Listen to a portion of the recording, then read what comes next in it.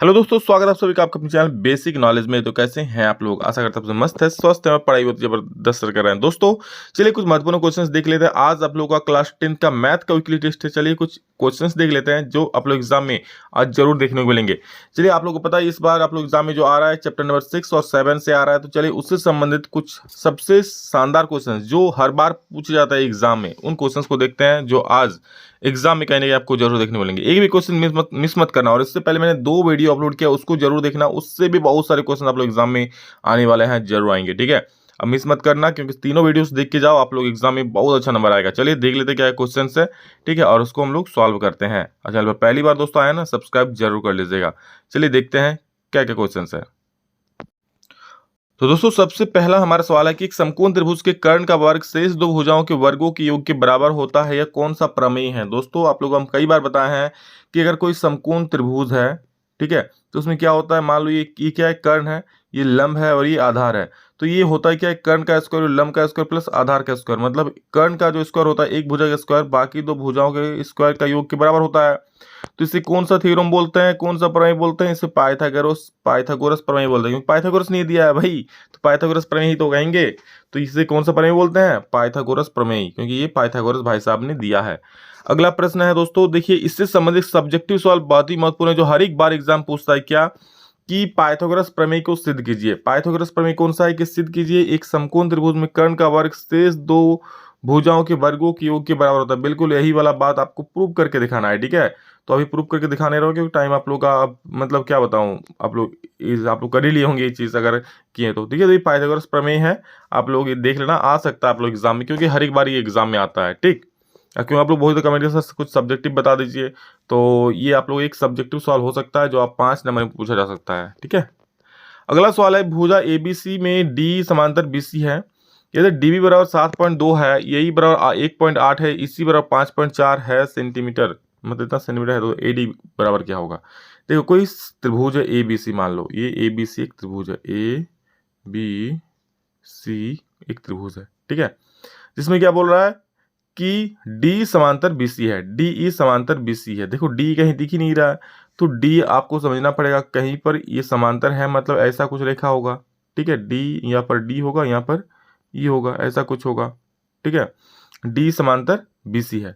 जब ये समांतर होता है आपको पता है कि भुजाएं समानुपाती होती है। क्या होती है? समानुपाती। ये हम लोग का प्रमेय है कि अगर किसी त्रिभुज में एक भुजा के समांतर दूसरी रेखा खींची जाए, ठीक है, तो वो बाकी दो भुजाओं को यानी कि इसको और इसको समान अनुपात में बांट देती है। यानी क्या हो जाएगा, यानी हो जाएगा A D by D B equal to क्या हो जाएगा, ए ई by E C, A E by E सी, ये हो जाएगा।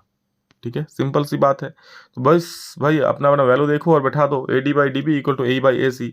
ए डी आपको निकालना है, साफ साफ बोल दिया देखो यहाँ पर, तो यहाँ पर जो निकालना है उसको ही रख दो ए डी। ठीक है, क्योंकि हमको नहीं पता है डी बी कितना, 7.2, तो लिख दिया मैंने 7.2, क्या ही दिक्कत है। ए का वैल्यू भी दिया है, देख लो ए का वैल्यू कितना है 1.8, तो लिख दिया 1.8, और इसी का वैल्यू भी दे दिया है, इसी का वैल्यू कितना दिया 5.4। बस इसको क्रॉस गुना कर दो, 7.2 को उधर भेज दो, 7.2 को उधर भेज दो क्रॉस गुना करके। तो मैं क्या लिख सकता हूँ, क्या कि ए डी बराबर 1.8 बटे 5.4 इंटू, उधर ए डी बटा 7.2 था तो इधर 7.2 ऊपर आ जाएगा। बस काट सकते हैं इसको, पॉइंट पॉइंट खत्म, 18 के 18 और 54 54, 3 बार में कट जाएगा।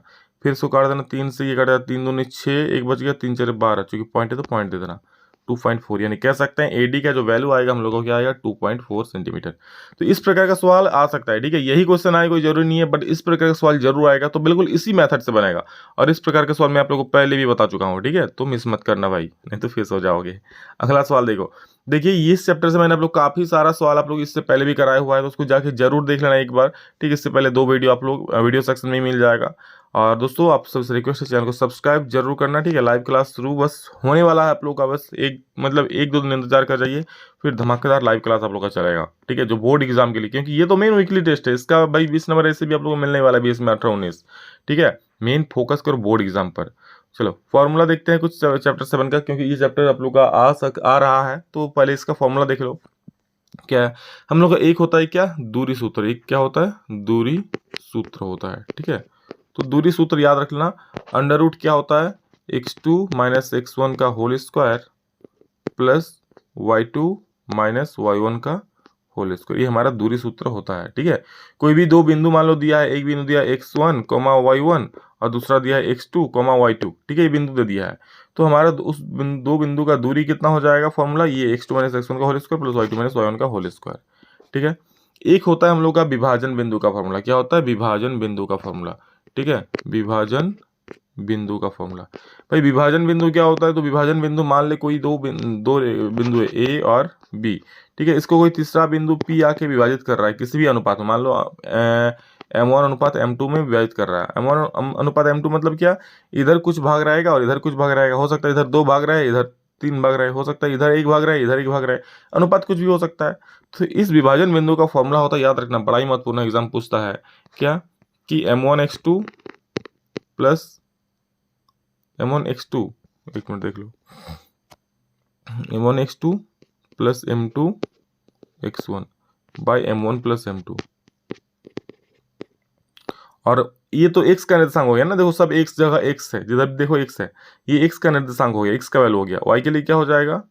सेम m1y2 प्लस m2y1 और बट्टा m1 प्लस m2 हो गया। बस इतना करना, आप लोग का ये फॉर्मूला है। ठीक है, दो मतलब विभाजन बिंदु का फॉर्मूला याद रखना। और एक विभाजन बिंदु से हम लोग का और एक मध्य बिंदु का निकालता है। मध्य बिंदु मतलब क्या भाई? दोनों तरफ समान समान भाग में बढ़ जाएगा, जैसे ए और बी है।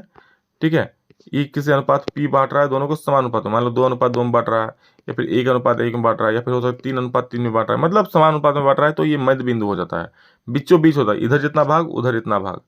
तो मध्य बिंदु का फॉर्मूला याद रखना, सिंपल से होता है। मध्य बिंदु का फॉर्मूला क्या होता है?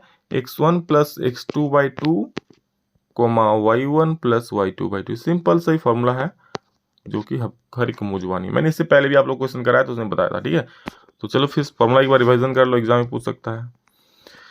चलो एक क्वेश्चन है, बिंदुओं इसके और इसके बीच की दूरी ज्ञात कीजिए। ठीक है, बिंदुओं इसके और इसको बोलता है मूल बिंदु। ऐसा भी सवाल आ सकता है कि मूल बिंदु और इसके बीच में दूरी ज्ञात कीजिए, ऐसा भी कुछ सवाल आ सकता है। तो सिंपल से आपको दूरी सूत्र उसमें लगा देना है। मूल बिंदु याद रखना हमेशा 0,0 ही होता है। ठीक है, जब भी आपको मूल बिंदु से दूरी निकालने बोलेगा ना, तो एक बिंदु आप 0,0 मान लेना और उससे इसका दूरी निकाल देना। यहाँ पर बोल ही दिया 0,0, तो सिंपल सा फॉर्मूला लगा दो। इसमें क्या हो जाएगा? √x2 माइनस x1 का whole square plus y2 minus y1 का होल स्क्वायर। क्या हो जाएगा? ये फॉर्मूला लगाना, x2 माइनस x1 का whole square plus y2 minus y1 का होल स्क्वायर, यही तो होगा। तो भाई हम लोग का वैल्यू क्या क्या है देख लो, x2 माइनस x1, x2 क्या है 36, तो मार दो 36 माइनस 0 का whole square plus 15 minus y1 का वैल्यू कितना है? 0 का होल स्क्वायर। यानी कि हमारा हो जाएगा, इसको सॉल्व करेंगे आगे तो क्या हो जाएगा? 36 माइनस 0 तो 36 का स्क्वायर और 15 माइनस 0 तो 15 का स्क्वायर। 36 को जब स्क्वायर करोगे आप तो आया कितना? 36 को 36 से गुना कर देना। ठीक है, 6 36 का 6 हाथ मेरा 3 3 और 6 18 18 19 20 21 इतना हो जाएगा। इसको 3 से गुना कर देना, 3 6 18 का 8 हाथ मेरा 1। ठीक है, 1 मिनट, 18 का 8 मेरा 1 3 का 9 1 10 इतना हो जाएगा। इसको जोड़ देना, आ जाएगा कितना? 6 आ जाएगा, 8 1 9 आ जाएगा। ठीक है, और यहाँ पर आ जाएगा 2 और 1 मतलब 1296, और इसको जोड़ोगे तो 225 आएगा। ठीक है, दोनों को जोड़ना 1296 और इसको, तो इसका जो वैल्यू हो जाएगा हम लोग कितना हो जाएगा? रूट के अंदर में ये हो जाएगा 6 5 11 का 1 हाथ मेरा 1, 9 10 11 9 10 11 1 बार का 2 हाथ मेरा 1 1 2 2 4 1 5 और ये 1521। तो 1521 का सीधे वर्गमूल निकालना, आपका आ जाएगा 39 मात्रक। मात्रक क्यों? क्योंकि दूरी है, कुछ भी सेंटीमीटर मीटर किलोमीटर कुछ भी हो सकता है ना। अगला एक प्रश्न दोस्तों है कि त्रिभुज एबीसी समरूप डीएफ है और उनके क्षेत्रफल क्रमशः दिया हुआ है। ठीक है, और ईएफ का वैल्यू दिया है, तो बीसी ज्ञात कीजिए। तो आपको मैंने एक प्रमेय बताया था क्या, कि दो समरूप अगर त्रिभुज है तो उनके क्षेत्रफल का अनुपात जो होता है ना, उनकी भुजाओं के वर्ग के अनुपात के बराबर होता है। क्या? उनके क्षेत्रफल का अनुपात। तो सबसे पहले देखो उनके क्षेत्रफल का अनुपात क्या लिखेंगे? एरिया ऑफ त्रिभुज, क्षेत्रफल अनुपात मतलब area of triangle ABC by area of triangle AR मतलब एरिया, एरिया मतलब क्षेत्रफल, अब ट्राइंगल कितना है? DEF। ठीक है, इसका जो अनुपात होता है ना मेरे भाई, भुजाओं के अनुपात के वर्ग के बराबर होता है। तो उसके भुजाओं का अनुपात देखो, एक भुजा दे दिया है BC, ठीक है, एक भुजा ई एफ दिया है ना, और दूसरा भुजा बी सी हमको निकालना है। तो बी सी निकालना है तो हम बी सी का स्क्वायर लिखते हैं। बी सी और बी सी के समकक्ष क्या है, देखो यहाँ बी सी है तो यहाँ क्या हो चाहिए, यहाँ ई एफ होना चाहिए। तो बी सी बटा ई एफ और इसका होल स्क्वायर कर दो बस, और कुछ नहीं करना है। सिंपल, सबका वैल्यू बैठाओ आ जाएगा। दो त्रिभुजों का क्षेत्रफल का अनुपात दिया है, क्या क्या दिया है देखो, 64 और 121, तो लिखा देंगे 64 बटा 121 लिख देंगे।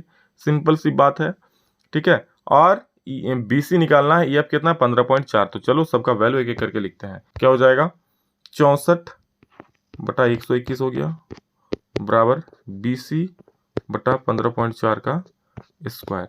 अब स्क्वायर उधर हटाएंगे तो क्या हो जाएगा, वर्गमूल हो जाएगा, उधर उधर रूट हो जाएगा। तो हम लिखते हैं इधर क्या, बी सी बाई 15.4 और इक्वल टू अंडर रूट कितना 64 बटा 121। तो B C by 15.4 equal to हमारा क्या हो जाएगा, 64 का हो जाएगा 8 और 121 का वर्गमूल हो जाएगा 11। बस क्रॉस गुना करो, आंसर आ जाएगा। तुम्हारा बी सी कितना हो जाएगा, इधर था 8 बटा 11 और इधर से भेज दो 15.4 को, ये कट जाएगा 11 एकम 11, 11 4 44 पॉइंट में। तो 8 को 1.4 से गुना करो, आंसर आ जाएगा 8 4 32 का 2 हाथ मेरा 3, 8 के 8 9 10 11, 11.2 हम लोग का सेंटीमीटर आंसर हो जाएगा। ठीक है, तो इस सवाल आ सकता है, देख लेना। एक सवाल बहुत ही आप लोग का फेमस है, ये सवाल मैं इसलिए लिया क्योंकि हर एक बार एग्जाम पूछता है। ठीक है, एक अक्ष पर वह बिंदु ज्ञात कीजिए जो इतना और इतना से समदूरस्थ है। ठीक है, हो सकता है इस सब्जेक्ट में ही पूछे 3 नंबर में। ठीक है, क्योंकि बहुत इंपॉर्टेंट सवाल है। तो सब जगह आप लोग का जो भी अगर पूछे तो देख लेना, इसका जो आंसर आएगा ना दोस्त, आप लोग निकाल लेना सॉल्व करके, -7,0 आएगा। ठीक है, आप लोग इसको सॉल्व करना, और इंपॉर्टेंट है इसलिए मैं आप लोग को बता दे रहा हूँ। ठीक, तो ये कुछ क्वेश्चंस आप लोग एग्जाम के लिए जो काफी महत्वपूर्ण है, अच्छे से क्वेश्चंस को देख लो। ठीक है, और सभी दोस्तों को शेयर जरूर कर देना ताकि एग्जाम में सभी को हेल्प हो सके। चल ठीक है, और बाकी 2 वीडियोस जरूर देखना, बाकी 2 वीडियो देखोगे तभी अच्छा कर पाओगे, क्योंकि हर एक वीडियो इंपॉर्टेंट है। ठीक, बाकी 2 वीडियो का आप लोग को अभी देख सकते हो, या स्क्रीन में दिख सकता है, या फिर आप लोग वीडियो सेक्शन में जाकर भी देख सकते हो। ठीक है, चलो, सो लव यू ऑल। हाँ, चैनल को सब्सक्राइब जरूर कर लो, उससे मुझे अच्छा लगता है। And thank you all of you दोस्तों, और एग्जाम के लिए बेस्ट ऑफ लक। चलिए मिलते हैं नेक्स्ट वीडियो में, बाय बाय, टेक केयर, जय हिंद, वंदे मातरम।